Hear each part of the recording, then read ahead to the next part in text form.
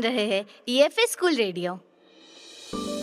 Hello दोस्तों, मैं हूँ आरजे कशिश और आप सभी का स्वागत करती हूँ ईएफए रेडियो स्टेशन में। आज फिर मैं आप सबके लिए लेकर आई हूँ एक नया एपिसोड जिसमें हम सुनेंगे कुछ बहुत ही प्यारी कविता, साथ ही सुनेंगे एक ऐसी कहानी जो देकर जाएगी आप सबको एक नई सीख और जानेंगे कुछ अनोखी बातें यानी इंटरेस्टिंग फैक्ट्स। साथ ही सैर करेंगे एक बहुत ही खूबसूरत जगह की। तो चलिए शुरू करते हैं और सबसे पहले जानते हैं आज की ताज़ा खबरें।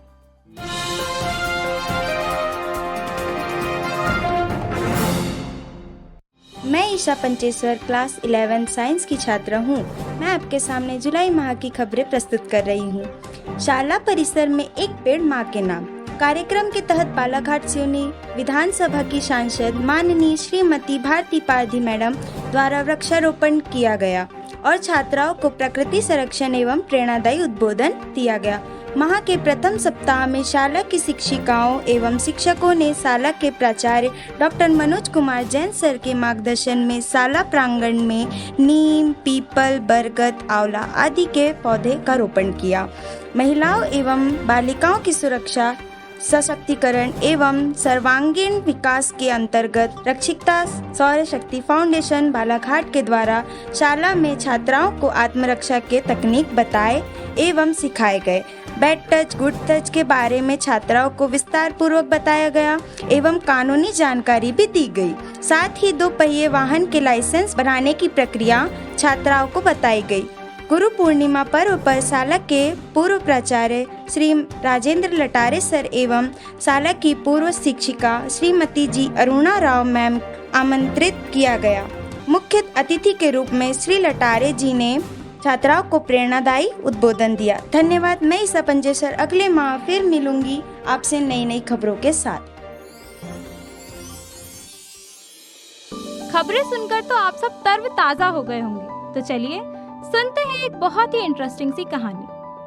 हेलो दोस्तों, तो अब अपन एक छोटी सी और प्यारी सी कहानी सुनते हैं। ये कहानी एक लड़के और बिच्छू की कहानी है। एक बार की बात है, एक जवान लड़का था। वह एक खुशमिजाज और मस्ती करने वाला बच्चा था। वह एक आज्ञाकारी बच्चा था जिसकी माँ उसे प्यार करती थी। एक दिन जब लड़का मैदान में खेल रहा था, अचानक उसे बिच्छू ने काट लिया। घायल होकर घर भागा बच्चा। अपनी माँ से मिलने पर उन्होंने कहा कि उन्हें छोटे से घास से लग गई है। उसकी माँ ने पहचाना कि ये कोई घास का तो घाव नहीं है, ये तो बिच्छू का घाव है। तो उसकी माँ ने कहा, मेरा सुझाव है बेटा तुमको कि जब भी बिच्छू को पकड़ो तो उसको मजबूती से पकड़ो। यदि आप उसे जोर से ना पकड़ेंगे तो वो आपको हानि पहुंचा देगा। ये है छोटी सी कहानी। इसका शीर्षक है आत्मविश्वास ही सफलता की पूंजी है। कैसी लगी आपको मेरी कहानी? धन्यवाद। वाह, कहानी सुनकर तो मजा ही आ गया। साथ ही हमें एक बहुत ही अच्छी सीख मिली। तो कहानी के बाद सैर कराते हैं आप सभी को एक बहुत ही खूबसूरत जगह की। तो चलिए सुनते हैं। नमस्कार, ये फिर रेडियो। मैं ममता बिसेन, माध्यमिक शिक्षक महारानी लक्ष्मीबाई बालाघाट में पदस्थ हूँ और सामाजिक विज्ञान संस्कृत विषय का अध्यापन कार्य करवाती हूँ। आप जानते हैं ईएफए रेडियो के विभिन्न विषय हैं। उसी के अंतर्गत आज मैं सैर सपाटा विषय पर अपनी एक यात्रा का वृतांत आप लोगों के सामने रखना चाहूंगी। इसी गर्मी की छुट्टियों में मैं नागपुर शहर पहुंची। वैसे नागपुर सिटी को ऑरेंज सिटी के नाम से जाना जाता है। मुझे पर्यावरण से जुड़े रहना बहुत पसंद है। पेड़ पौधे, खुला आसमान मुझे बहुत सुकून देता है। इसी के चलते हम इस बार परिवार सहित नागपुर सिटी से कुछ दूरी पर स्थित लगभग 20 किलोमीटर की दूरी पर स्थित गोरेगांव नेशनल पार्क पहुंचे। हम वहां अपनी ही कार से गए थे। वहां पहुंचते ही हम सब बहुत खुश हुए। वहाँ पार्क में पर्यटकों के लिए एसी बसें चलाई जाती है। हम भी उस एसी बस में बैठ गए और हमारी यात्रा का प्रारंभ वहाँ से हुआ। जैसे ही हमने नेशनल पार्क में प्रवेश किया, वहाँ पर ढेर सारी मोर एक साथ देखी। ऐसा लगा मानो हमारा मन भी मोर की तरह नृत्य कर रहा हो। वहाँ सारे जानवरों को एक अलग अलग परिवेश में, अलग अलग इलाकों में रखा जाता है, जहाँ हमने बहुत ही नजदीक से जंगल के जानवरों को देखा। नीलगाय मैंने देखा कि अभी तक मैंने इतनी बड़ी नीलगाय आज तक कभी देखी ही नहीं थी। वो देखने में बहुत ही सुंदर नजर आ रही थी। आगे चलते ही हमने वहाँ पर ब्लैक बग, हिरण, भालू और बहुत सारे जानवर बिल्कुल प्राकृतिक परिवेश में देखे। इसके बाद हमने वहाँ पर बाघ देखा जो गर्मी से परेशान था। इस कारण से वो हमने देखा तालाब में पानी में तैर रहा था और पानी का पूरा आनंद ले रहा था। इसके बाद जब हमारी बस आगे गई तो हमने वहाँ पर तेंदुआ देखा। तेंदुए को हमने इतने नजदीक से देखा, उसकी एक बिल्कुल इतना सुंदर नजर आ रहा था कि मैं इसे बयान ही नहीं कर सकती। इसके बाद हमारी बस वहां से वापस लौट आई और इन सभी प्राणियों को, जंगली जानवरों को देखकर बहुत ही आनंद प्राप्त हुआ और मन प्रसन्नचित हो गया। आशा करती हूँ कि आपको भी यह सुनकर अच्छा लगा होगा। नमस्कार। वाह, सच में लग रहा था कि मैं इस खूबसूरत जगह में खो गई हूँ। सुनकर ही मजा आ गया। सैर तो हमने कर ही ली, तो चलिए आगे बढ़ते हैं और सुनते हैं अंदाज अपना अपना। मैं लुकांश अनवर, मैं मोनिका टेकाम, मैं कृपा मरकाम। हम कक्षा 10वीं की छात्राएं हैं और हम रेडियो कार्यक्रम के अंतर्गत अंदाज अपना अपना में एक देशभक्ति गीत प्रस्तुत कर रहे हैं।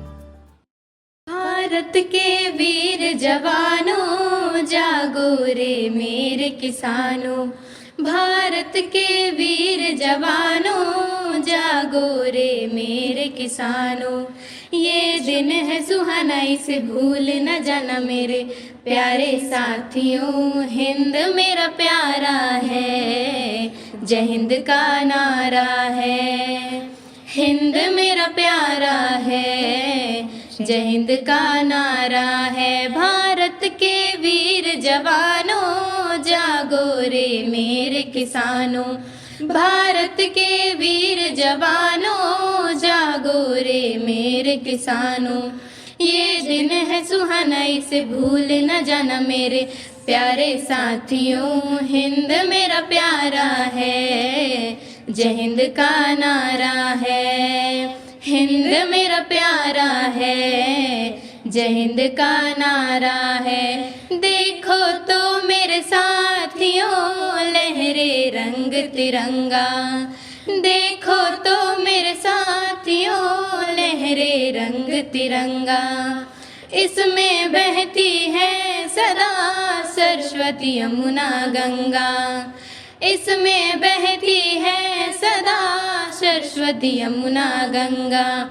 इसे मिटने न देंगे, इसे खोने न देंगे मेरे प्यारे साथियों। हिंद मेरा प्यारा है, जय हिंद का नारा है। हिंद मेरा प्यारा है, जय हिंद का नारा है। इस देश के खातिर वीरों ने अपने प्राण गवाए, इस देश के खातिर वीरों ने अपने प्राण गवाए। खून की नदियाँ बहाए फिर लौट के घर ना आए, खून की नदियाँ बहाए फिर लौट के घर ना आए। इसे मिटने न देंगे, इसे खोने न देंगे मेरे प्यारे साथियों। हिंद मेरा प्यारा है, जय हिंद का नारा है। हिंद मेरा प्यारा है, जय हिंद का नारा है। भारत के वीर जवानों जागो रे मेरे किसानों, भारत के वीर जवानों जागो रे मेरे किसानों। ये दिन है सुहाना इसे भूल न जाना मेरे प्यारे साथियों। हिंद मेरा प्यारा है, जय हिंद का नारा है। हिंद मेरा प्यारा है, जय हिंद का नारा है।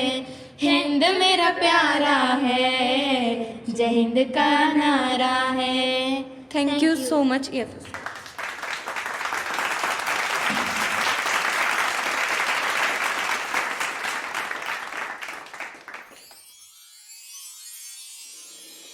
देखा, सबका अंदाज ही अलग होता है। वैसे ही हमारी जिंदगी का एक बहुत ही खूबसूरत पल होता है जिसे हम कभी भुला नहीं सकते। आई होप आप सब समझ ही गए होंगे कि मैं किसकी बात कर रही हूँ। जी हाँ, मैं बात कर रही हूँ हमारे बचपन की। तो चलिए खो जाते हैं हमारे बचपन में और सुनते हैं बचपन की यादें। नमस्कार EFA स्कूल। एक बहुत प्यारा सा विषय मुझे मिला है और वो है बचपन की यादें। प्यारे बच्चों, बचपन इतना प्यारा होता है, इसे हम कभी भूल नहीं सकते। बचपन में किसी के बाग में जाकर फल और बेर तोड़ना, आहा, बहुत मज़ा आता था।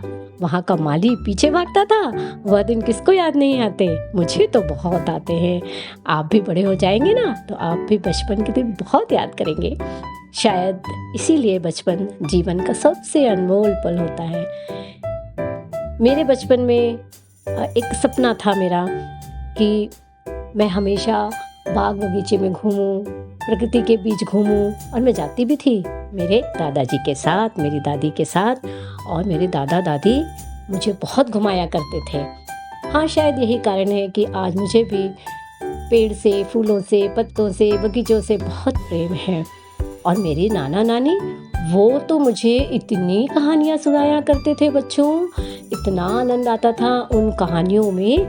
ऐसा लगता था कि जैसे मैं ही वो पात्र बन गई हूँ। बचपन के वो दोस्त जिनके साथ हम रोज सुबह शाम खेला करते थे और गांव की गलियों में चक्कर काटा करते थे, खेतों में जाकर के फलियाँ तोड़ा करते थे और खाया करते थे। आहा, कितने अच्छे थे बचपन के दिन। बच्चों, मेरा बचपन गांव में बीता है, इसलिए मुझे और भी ज़्यादा याद आती है। और इसके साथ ही मैं आपको एक बहुत महत्वपूर्ण बात बताना चाहूँगी कि बचपन जो होता है ना, वो बहुत चंचलता लिए हुए होता है और बहुत मिठास भरा हुआ होता है। बचपन में धीरे धीरे चलना, गिर पड़ना, फिर उठकर दौड़ पड़ना बहुत याद आता है। बचपन में मैं तो अपने पापा जी के कंधे पर बैठकर मेला देखने जाया करती थी। बहुत अच्छा लगता था। रावण को भी मारने के लिए हम जाते थे।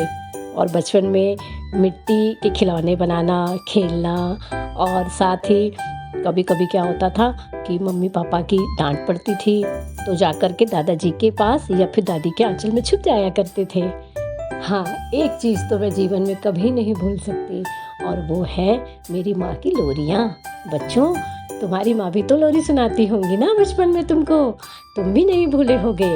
आहा, कितना सुकून था, इतनी अच्छी नींद आती थी, बहुत आनंद आता था।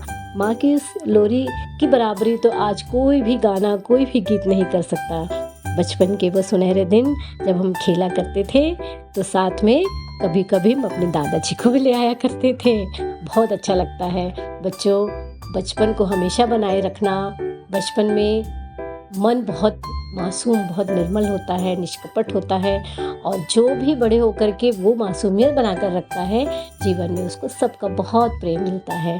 तो बच्चों, हमेशा खिलखिलाते रहो, हंसते रहो, खुश रहो, स्वस्थ रहो। जय हिंद, जय भारत।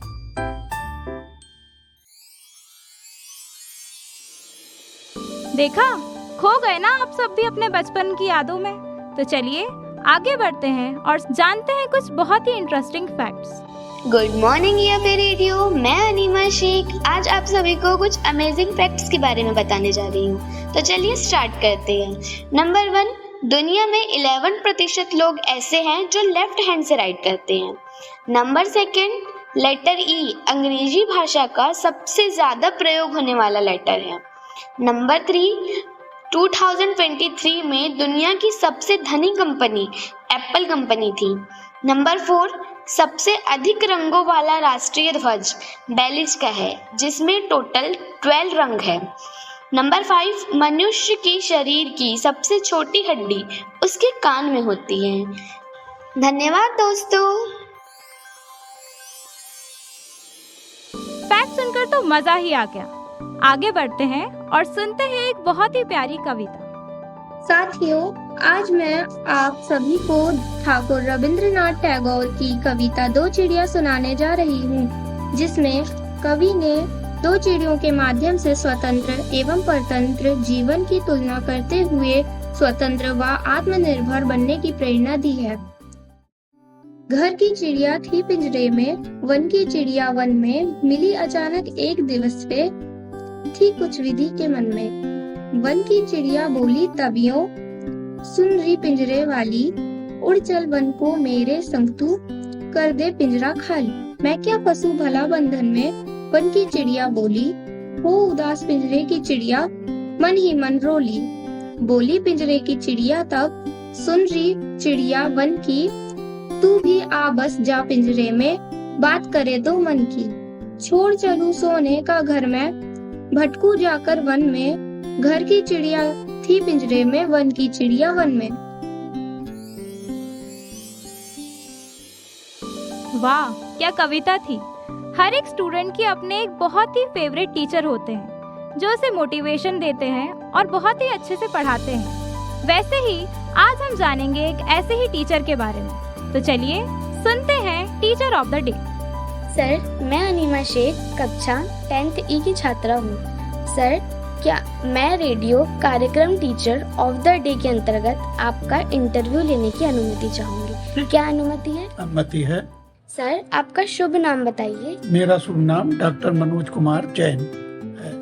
सर, आपने अपनी प्रारंभिक शिक्षा कहाँ से प्राप्त की है? मैंने अपनी प्रारंभिक शिक्षा नैनपुर जिला मंडला से प्राप्त की है।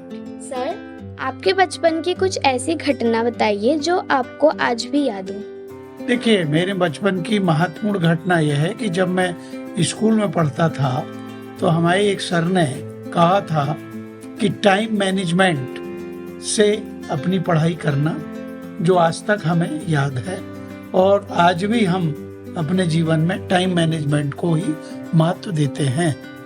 और वह घटना मुझे हमेशा याद है और उसी आधार पर मैंने अपना अध्ययन कार्य किया और सफलता प्राप्त की। सर, आप बच्चों को क्या संदेश देना चाहते हैं? मैं ये बच्चों को संदेश देना चाहता हूँ कि प्रत्येक छात्रा हमारे विद्यालय की अपना 100% दे, ताकि वो अपना परीक्षा परिणाम 100% ला सके। क्योंकि प्रत्येक बच्चा पढ़ेगा तो बढ़ेगा, यदि नहीं पढ़ेंगे तो फिर उनकी सफलता संदिग्ध होगी। इसलिए प्रत्येक बच्चा, प्रत्येक छात्रा विद्यालय में प्रतिदिन उपस्थित हो। पिछले 3 वर्षों के आंकड़े का हमने विश्लेषण किया तो हमने पाया कि जो छात्राएं नियमित आती हैं वे 100 रूप से पास होती हैं और जो छात्राएं अनियमित हैं, नहीं आती हैं, वे ही फेल होती हैं। इसलिए मेरा संदेश यही है कि प्रत्येक छात्रा विद्यालय में उपस्थित हो और पूरे समय अपना अध्यापन कार्य को पूर्ण करे। धन्यवाद सर, आपने हमें बहुत अच्छी बातें बताई और जैसा कि आप चाहते हैं कि हम नियमित रहें और हम नियमित रूप से स्कूल आएंगे और अपना 100% रिजल्ट देंगे। Thank you sir. Teacher of the day के बाद अब हम आ चुके हैं हमारे इस एपिसोड के लास्ट सेगमेंट पर, जो कि है स्कूल सुपरस्टार। तो चलिए जानते हैं कौन है हमारे स्कूल का स्कूल सुपरस्टार। रेडियो, मैं अनीमा शेख आज स्कूल सुपरस्टार के अंतर्गत हमारे स्कूल की छात्रा भूमिका बिसेन से करवाने वाली हूँ। भूमिका दीदी, आप अपने बारे में कुछ बताइए। मैं भूमिका बिसेन 11th A की बायोलॉजी की छात्रा हूँ। दीदी, आप एनसीसी कैडेट भी रह चुकी हैं? हाँ, मैं एनसीसी कमांडर थी और मुझे इसमें रुचि थी, इसलिए मैंने 9th में एनसीसी लिया। दीदी, इसमें एनसीसी की कोई एग्जाम भी होती है? हाँ, इसमें एग्ज़ाम होती है और लगभग 100 कैडेट्स होते हैं और इन सब में मुझे A ग्रेड मिला। दीदी, एनसीसी लेने के क्या फ़ायदे हैं? एनसीसी लेने से राष्ट्र प्रेम की भावना विकसित होती है, अनुशासित रहने का तरीका आता है, मिलजुल कर रहकर एकता की भावना जागृत होती है और इसमें हमें 5 अंक भी मिलते हैं, जो आगे किसी भी कंपटीशन में वो अंक जुड़ते हैं। दीदी, आप अपने जूनियर्स को क्या संदेश देना चाहती हैं? मैं अपने जूनियर्स को यह संदेश देना चाहती हूँ कि वे एनसीसी लें, क्योंकि इससे उन्हें मानसिक और शारीरिक तरह से विकसित होने में सहायता मिलती है, जो हमारे लिए बहुत फ़ायदेमंद होती है। इसलिए हमें एनसीसी लेनी चाहिए और हमें अपने बहन और भाइयों को भी प्रोत्साहन देना चाहिए कि वो भी एनसीसी ले। धन्यवाद दीदी, आपने हमें बहुत अच्छी अच्छी बातें बताई और हम भी एनसीसी लेने की प्रयास करेंगे। तो ये थे हमारे स्कूल के स्कूल सुपरस्टार। हमारे इस एपिसोड को लाइक और शेयर करें और आपको ये एपिसोड सुनकर कैसा लगा कमेंट करके ज़रूर बताएं। और हाँ, हमारे चैनल को सब्सक्राइब करना ना भूलें। तो ये था आज का हमारा एपिसोड। आशा करती हूँ आप सभी को पसंद आया होगा। मिलती हूँ आप सभी से अगले एपिसोड में। तब तक के लिए टाटा बाय बाय।